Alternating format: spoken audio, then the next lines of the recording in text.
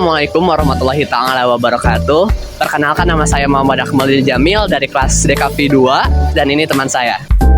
Halo, perkenalkan nama saya Nathan Sabik Ramadan dari DKV 2 juga. Kita ada di mana ini, Tan? Kita ada di kantor pos. Daripada kita bingung kantor pos itu apa, kita langsung masuk yuk ke dalam.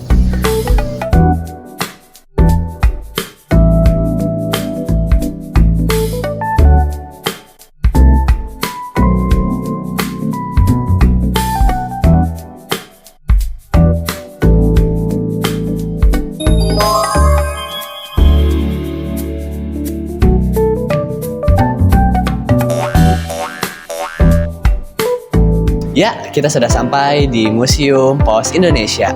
Nah, kita bertanya-tanya nih, letaknya tuh di mana sih, Tan?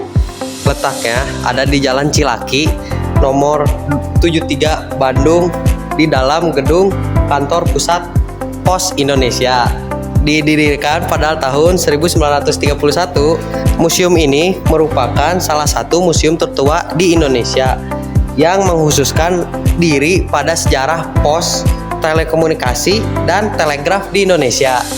Pendirian dan perkembangan awal museum ini didirikan pada tanggal 27 September 1931 dengan nama Museum PTT, Pos, Telepon, dan Telegraf, oleh Direktur PTT pada saat itu. Pendirian museum ini bertujuan untuk mengumpulkan dan memamerkan berbagai benda bersejarah terkait operasional pos, telepon, dan telegraf di Indonesia. Koleksi awal terdiri dari perangko-perangko, peralatan pos, dan dokumen-dokumen penting yang berkaitan dengan sejarah pos di Indonesia.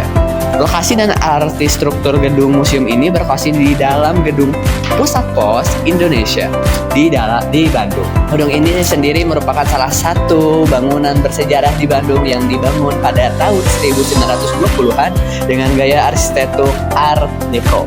Tanpa berlama-lama, mending kita langsung melihat art-art dan perangko-perangkonya. Kuy, let's go.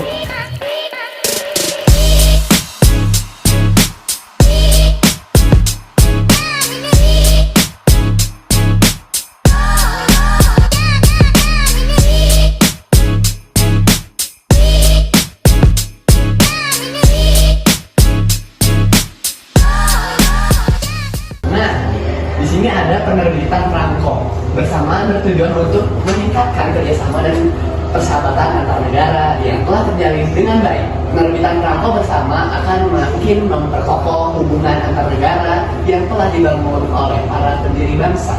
Penerbitan perangko bersama akan mendorong peningkatan kerjasama antar negara di berbagai bidang. Penerbitan perangko juga sangat edukatif, tidak hanya kepada generasi sebelumnya yang mengetahui sejarah, namun juga menginformasikan sejarah kepada generasi di masa depan. Penerbitan perangko bersama pertama kali dilakukan di Australia pada tahun 1990. Oke guys, pada zaman dahulu perangko menggunakan baju atau busana nasional.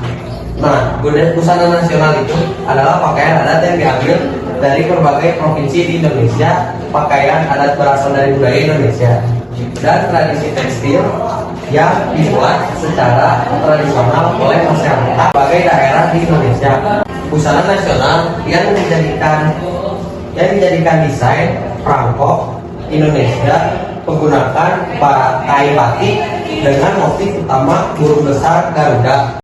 Oke, sekian saja dari penjelasan busana nasional. Kita lanjut saja ke objek selanjutnya ya. Oke, jadi kita udah di objek selanjutnya, yaitu seorang pencinta sastra dari Kiai Adipati Sura Andi Manggala. Oke, seringkali nama pengarang dan tanggal tidak disebut pada naskah Indonesia. Cukup banyak yang dapat diketahui tentang salah seorang dari dunia manuskrip itu, yaitu Kiai Adipati Sura Adi Manggala pada tahun 1765 sampai 1837 yang menjabat sebagai Bupati Semarang dari tahun 1809 hingga 1822. Sura Adi Manggala bersahabat baik dengan sejumlah pejabat tinggi di Inggris di Jawa yang ada di Jawa. Oke, kita lanjut ke objek selanjutnya guys. Nah, Bali dan Lombok ya. Bahasa-bahasa asli yang terdapat di Bali dan Lombok adalah bahasa Bali digunakan di bahasa Bali dan Lombok Barat dan Sasak di Lombok Timur. Prasasti bahasa Bali kuno yang tertua diketahui berasal dari akhir abad 9. Namun sekitar tahun 1000 Masehi, bahasa Jawa kuno atau Kawi menjadi bahasa tulisan yang paling umum digunakan. Oke, jadi kita akan lanjut ke objek selanjutnya, yaitu surat emas raja-raja di Nusantara ya. Yaitu surat emas raja-raja Nusantara ditulis dalam berbagai bahasa dan aksara di atas berbagai wahana tulis. Banyak surat emas raja-raja Nusantara yang dialamatkan kepada raja, ratu dan pejabat tinggi Inggris sejak abad 17 disimpan dalam koleksi Inggris. Namun agak susah mendapatkan surat rakyat biasa karena bentuk tulisannya ini jarang disimpan lama. Nah, di belakang saya ada pemerintahan Inggris di Jawa pada tahun 1811 sampai 1816.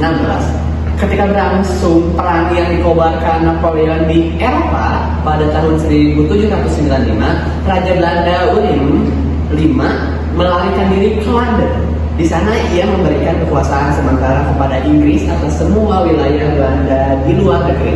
Agar wilayah itu tidak dikuasai Prancis, pada bulan Oktober 1810, Lord Minto pada tanggal 4 Agustus 1811, pasukan Inggris mendarat di Cirinci, Jawa Barat, dan dalam waktu 6 minggu menguasai seluruh pulau Jawa.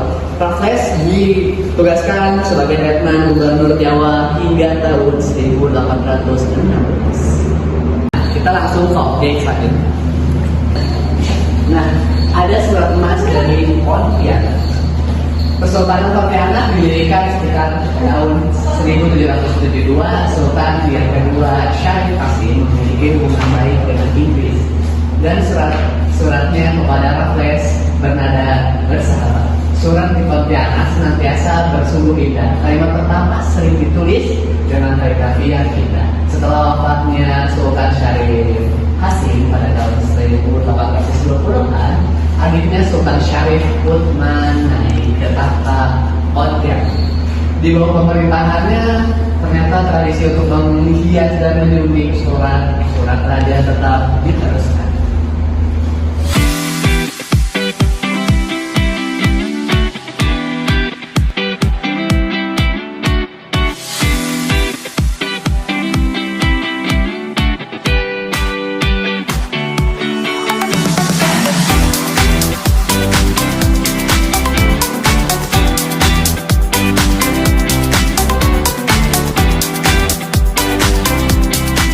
Nah, pimpinan pos dari masa ke masa itu sangat banyak.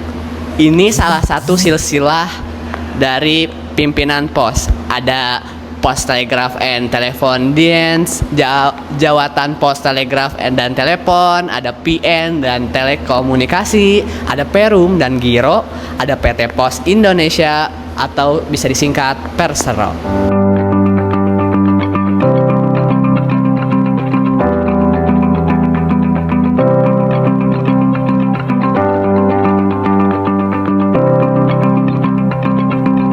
Nah, ini dia koleksi baju-baju yang ada di Pos Indonesia.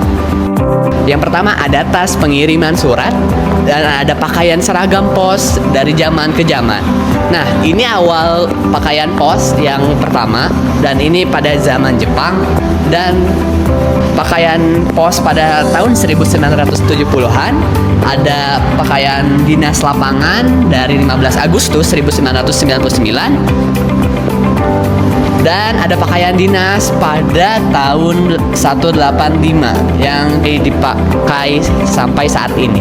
Nah, ini ada pangkat-pangkat dari zaman pos zaman dulu. Ada topi yang dipakai pada zaman dahulu dan banyak sekali pangkat-pangkat yang digunakan pada zaman dahulu.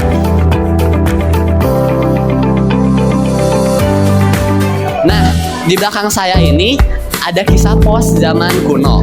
Yang pertama pada tahun 2000 sebelum Masehi di Mesir dan ada pada zaman China.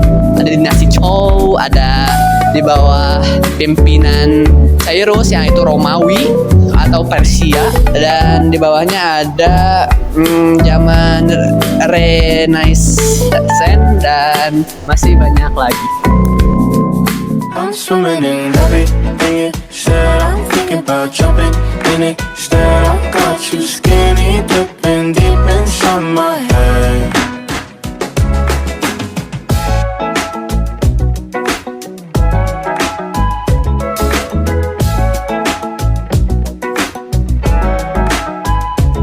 Listen the way you touch me. I don't know much about love, but I keep on checking my phone to see when you're home or when you want me to pull up.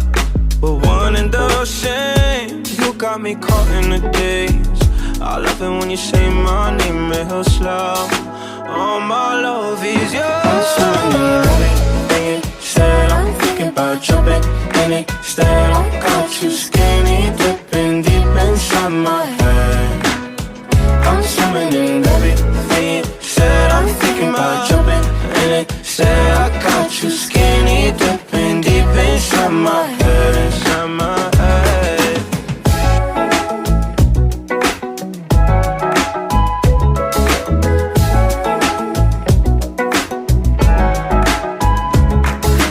Every time you move, you're looking like you're dancing. I think that you could have it. Everything you do, I wanna do it with you. Don't ever wanna miss you.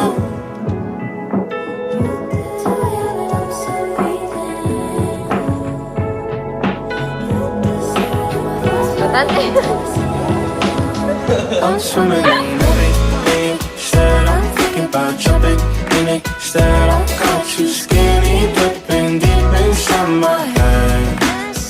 I'm swimming in everything you said. I'm thinking about jumping in it. Said I got you skinny dipping deep inside my head, inside my head.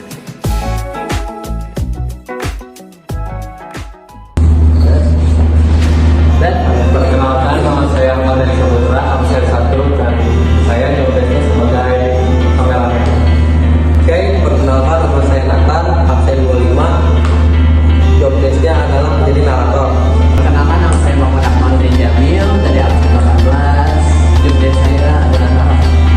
Perkenalkan, nama saya Natsir Bestari, absen 16, saya sebagai pembuat skrip. Perkenalkan, nama saya Divani Tasya, absen 5, sebagai pembuat skrip.